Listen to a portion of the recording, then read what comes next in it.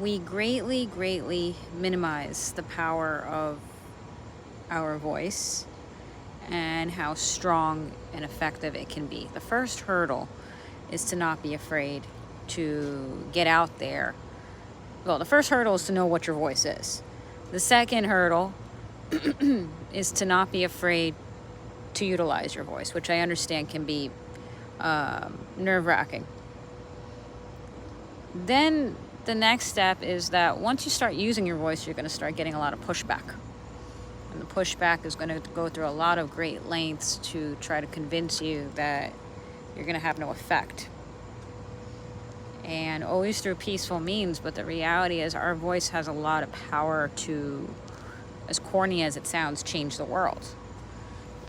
You know, I give the example of Caitlin Bennett, but she did exactly that. When she got out there and she did freedom of speech at the Winter Garden Market, it set a precedent that it protected other people's freedom of speech for generations to come, because the video got over 1 million views and they learned there, like, hey, you cannot violate people's freedom of speech here. It's called the First Amendment.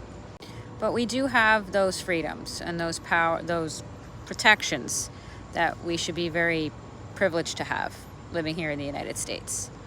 And you can make videos, you can make shorts, you can go on Twitter, you could go on TikTok. There's a lot of platforms, and you can have the attitude of, I'm going to post daily or indefinitely till I feel that I have reached advocacy on important issues that you come across in your life.